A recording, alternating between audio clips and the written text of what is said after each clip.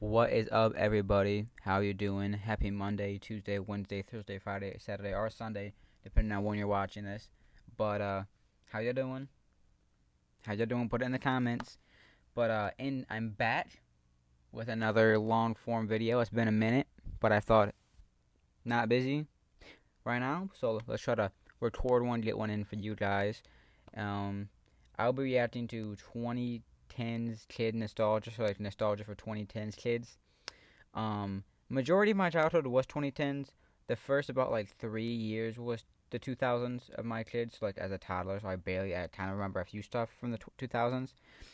Um, so there's that. But then most of like my primary like key childhood was in the 2010s. But also I could react to a 2000s one too because my two older siblings still watched a lot of stuff from the 2000s. They had stuff from the 2000s era, so I'd be able to remember a lot of that too. But that's about it. If you're wondering why the setup is different, I'm recording from my bed actually right now, cause my desk just I need to organize my desk, to be honest. So there's that. But without further ado, I don't want to make you guys wait any longer. So you should see my screen in about, let me see, in about 3, 2, 1, go. Let's go. Okay, let's see. On January 28, 2004, I was brought into this world, meaning that a majority of my childhood was spent in the 2010s, which is what I would consider the best decade to ever grace planet Earth. Nowadays, little kids are making TikToks on their iPhone 14s and playing Fortnite all day, but those experiences don't even compare to what us 2000 babies grew up with. We knew how to have fun and actually socialize with each other. Everything was so much simpler and wholesome, and the vibes that were caught throughout the 2010s will never be matched again in the history of mankind. Now, obviously, I won't be able to cover everything in this one video, but today, we're taking a trip down memory lane and highlighting some of our past memories and nostalgic experiences from the 2010s. No slander, all nostalgia. Comment down below your most nostalgic moment or experience from your childhood, and like and subscribe if you're new. The most nostalgia I probably get, like, that brings me back, there's a couple of things. Probably the show Super Y. My name's Wyatt, and I loved how his name was Wyatt, and I just loved that show, so I watched that a lot. That was really nostalgic. This is more recent. Actually, it's a few years ago, but if we're talking about, like, quarantine nostalgia, one thing is, like, the Fortnite, like, the Midas music that they had for that season. That's one thing that brings me back, but that wasn't really my childhood. That was more my teenage years. And another thing would probably be, Chuck E. Cheese. Going to Chuck E. Cheese reminds me so much of my childhood, because when I was younger, we did a lot of my birthday parties there, and I went to like my grandparents with my grandparents there, and my sister took me there, and I went there with my cousins and stuff. It was such a big thing of my childhood. There's a couple things I think of. Those are a couple of things I can think of off the head, but we can continue the video. First, we gotta talk about the absolutely outstanding surplus of cartoons that we had. We already know about the holy trinity of cartoons. Gumball, Adventure Time, and Regular Show were all in their prime. Y'all don't know how hype it used to be when Cartoon Network would show commercials teasing the new episodes. And if I couldn't watch it live, I used to wake up early at the crack of dawn to watch the recordings of these shows. All I needed were my cartoons and a bowl of Reese's Puffs. There were so many elite cartoons that came on back in the day. Now, obviously, I can't cover every show because I don't want this video to be a light year long, but let's just quickly compare the heat that we had back in the day to what these little watching nowadays. We had SpongeBob, Gumball, Regular Show, Adventure Time, Gravity Falls, Ninjago, Arthur, Wild Kratts, Fairly Odd Parents, Johnny Test, Ed, Edd n Eddy, Steven Universe, Total Drama, Kid Kotowski, Phineas and Ferb, Codename, and we also had shows that were slept on like Clarence, Sanjay and Craig, We Bare Bears, Amboy and Chum Chum, and Breadwinners. What cartoons are these?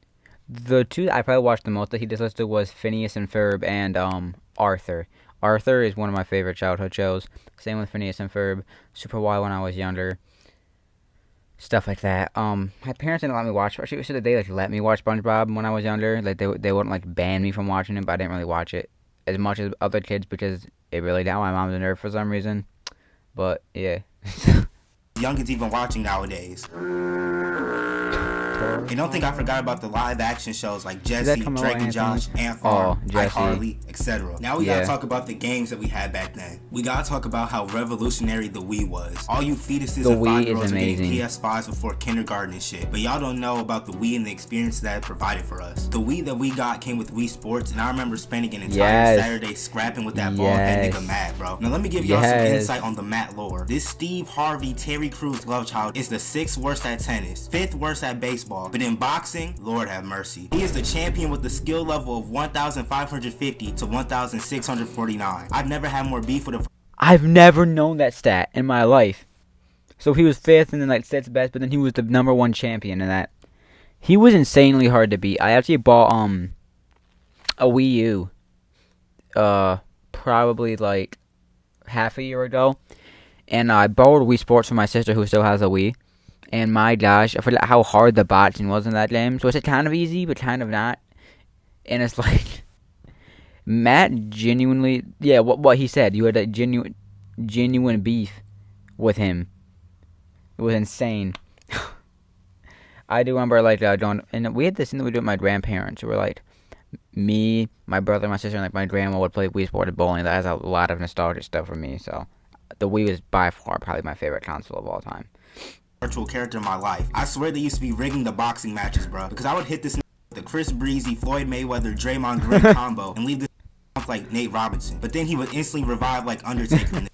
And I get dropped for the first time. I'm out for the out. Say goodnight. But anyways, I believe that Wii Sports ultimately changed the history of gaming as we know it. The Wii walked so the Oculus could run. No ifs, ands, or buts. The other game that I remember being good at was Michael Jackson The Experience. If I never played that game. He wasn't really tapped in for real. This Mike used to be my personal fitness trainer. I used to be dancing but I could never get 5 stars. I actually want to try that now. I would hit every move perfectly, but I would still end up with 3 stars max. That shit used to have my little ass like a bitch. Could you imagine if they had an online version where you could dance against random niggas? I would have added a whole different element. I think this game is the reason why I MJ so much. The game was ahead of its time and had all of us thinking that we were the next Michael Jackson. Top tier memories. And don't even get me started on that picture of SpongeBob? Nowadays, these games that they be promoting at the App Store look like some Clarence design, and then they'll try to bait you into downloading the app by being dumb as hell and intentionally not beating the level. But back in the day, the App Store was better than having a console. You had Angry Birds, Temple Run, Doodle Jump, Fruit Ninja, Plants vs Zombies, Flappy Bird, Crossy Road, Cut the Rope, Where's My Water, Minecraft Pocket Edition, Jetpack Joyride, Subway Surfers, Pokemon Go, Clash of Clans, and Geometry Dash. And I also want to give Minecraft a gold. Yes. Games were amazing and insane. The second that I found out that Flappy Bird was not on the App Store anymore was kind of like heartbreaking, honestly, because I remember that game so well. Also, another game that some people might remember if you're a sports or if you used to be in the sports or are still in sports, still like sports. You know what I'm saying? NBA Jam. My dad had it on his phone, and I would play that whenever I had the chance. It was such a fun game, and now it's off of the App Store. We have a full-on arcade machine at my house that's NBA Jam. I'll pop up a picture right there. Yeah, we have that. I haven't booted up in a while, but I probably should. But yeah, those games were so much fun. I remember when my sister first showed me Temple Run when I was like 6. It was amazing. For being the best game of my childhood. And plus, Five Nights at Freddy's and Slender Man set the tone for a lot of future horror games. The next device that really had us young was the Nintendo DS. I remember I got one for Christmas when I was like 8 and I was in love. The first game that I got for it was Kirby Superstar Ultra, and I was grinding the game. Yes. Pause. And I know for a fact that all you who owned a DS tried to play under the covers in your room when you're supposed to be. The DS was, like you said, how the Wii was like. They had the Wii so the Oculus, the Wii walked so the Oculus could run. Same thing goes for the DS and the Switch. The DS walked so the Switch could run, type thing. The DS, Mario. So we went to these like church. So I went to this thing called went to this thing called like Royal Rangers, which was like essentially like a Boy Scouts, but like in church type thing. And we would go to this one camp every summer. Oh my gosh, everyone bring their DS. So we probably had like 8 people who had their DS, and we played Mario Kart for the DS. And I remember how competitive that game was, and just how fun that game was. The DS actually has a lot of nostalgia for me. I wish I could have my old DS back. It was like just the regular DS, and I had this blue foam Nerf case, and it was honestly one of my favorite things I've ever like played. That was a lot of fun. Also, there's another story. I remember it was like me and my brother had one or two of our friends over, and he pulled out his DS at night, and we didn't have our DSs with us. Maybe my parents brought them with them upstairs or something. I don't remember. But we were like, you can't be playing that. Just I used to be like a really good kid, ish. Still am, ish. And he played Donkey Kong for like an hour instead of talking to us. Yeah, DS was fun. Sleeping. My parents would come into my room to check on me, and I would throw them my pillow so quick, bro. And what's crazy is that sometimes I wouldn't be able to turn down the volume quick enough, and all they would see is this. Yes. Yes. Yeah, that worked. Now, the last game that I want to quickly mention that was an essential part of my childhood was Pop Tropica. I'm gonna be honest, Pop Tropica was the first game where I was looking up cheat codes and like I was traveling to all them islands like Christopher Columbus. There was so much that you could do in that game, and it was addictive to play. Every time we used to go to the computer lab, that was the first thing that was on. But then they blocked the my heart felt like Lizzo had sat on me. Now we gotta talk about the internet back then. There weren't people. How? That might be one of the greatest jokes I've heard in a YouTube video. My heart felt like Lizzo sat on it. That is insane. Getting canceled on Twitter for having opinions. There weren't no cringe, just vibes. Firstly, YouTube was top tier. If you were watching YouTube back when the logo looked like this, then you were OG. Now, if you're not an actual remember Smosh. Before Smosh was a business with the army of as a crew, it consisted of Ian Hecox and Anthony Padilla. They were the ultimate duo, and their videos were unmatched. I started watching their videos in like 3rd grade, which looking back years later probably wasn't the best idea. But it was cool because 90% of their jokes flew over my 8-year-old head. I remember watching their Lunchtime with Smosh, food battles, and other skits. But by far their best content was Mail Time with Smosh. If you know, you know. These niggas sent the most miscellaneous artifacts from their fans. It was no corny jokes, no. Nah, I didn't watch that. I was more of a Dude Perfect kid. I watched a lot of Dude Perfect. Mr. Beast a little bit later on. I think everyone's watched him. Right now, my favorite YouTuber is by far definitely Ryan Trahan. I love his videos. He beats himself, has fun. He's honestly one of the more of the inspirations I have towards my channel. Is I just try to be myself. I try to have fun. Because, there's always, you get hate comments, you get a lot of hate comments, but Ryan Trahan really shows that, like, I can be myself and still have a fun time while still putting out good content, so. I don't know how this reaction video about nostalgia just became a emotional story, but, yeah. Props to Ryan Trahan. Extra sound effects, no drama, just two funny guys having fun. And that ultimately describes YouTube as a whole in the 2010s. There was no cringe, no over-the-top content and clickbait videos. There were just people having fun. Some other YouTubers I liked back then were Popular MMOs and Dan TDM. I used to binge watch all their mod showcases knowing I wasn't going to install any of them. They made Minecraft seem so fun, and I remember coming home from school every day and watching them for hours on end. Also, another thing that the 2010s doesn't get enough credit for are creepypastas. Slenderman, Jeff the Killer, Sonic EXE, but the one that personally scared me the most was Unwanted House Guest. Bro, deadass had me checking underneath my bed for 3 months straight. Another thing that we have to discuss is the music. Don't get me wrong, today's music is fire. Well, most of it anyway. But back then, there were generational hits like Party Rock Anthem, Gangnam Style, and Thrift Shop. You would walk around school singing all these lyrics. And you wanna know something crazy? There's a line in Thrift Shop where Malcolm Moore sings, There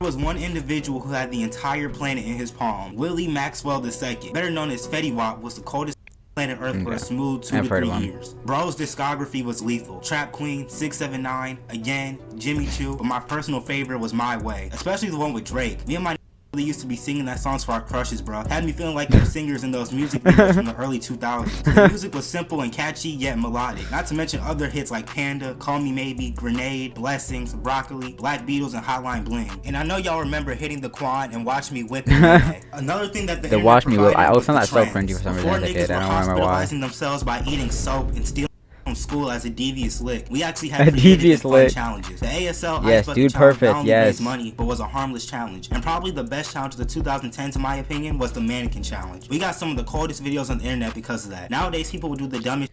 Nah, cause I did the ice bucket challenge at 8. Like, my parents were like, we're doing the ice bucket challenge. Me and all my siblings had to do it. I really hope I can find that video and show it one day. Probably somewhere on my parents' old Facebook, but I have to find that. That was... Didn't really know really the point of it, because it was just like a bowl with ice and you would pour it on yourself. It was just pain for views, so...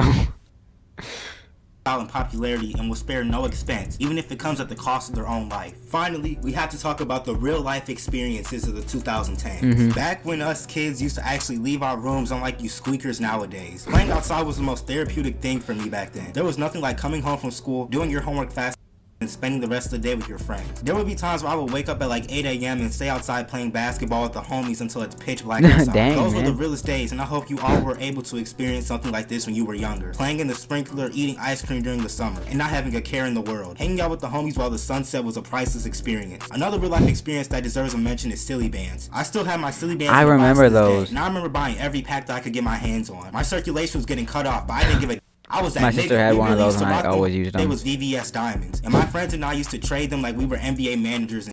Bro, I'll give you the penguin, taco, and dog bone for the T-Rex. Overall, the 2010s was a beautiful experience. It was. And It I'm was a blessed lot to of have spent fun. my childhood in the best decade ever. And it's crazy how a lot of us took that for granted. But I think that's gonna be everything I'm gonna cover in this video, Yeah. at least. You feel me? Comment down below your favorite childhood experience or a nostalgic memory from your childhood. But I just wanted to take a blast into the past and look back at how Yeah. good life was. Thank you for watching. Comment down below what you want to see next.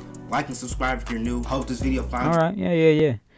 That was actually, that was nostalgic. I'm gonna tag his channel, G Drimey, in the description when I actually give credit to him. That was a good video. It was enjoyable. Some of the things that were really nostalgic to me.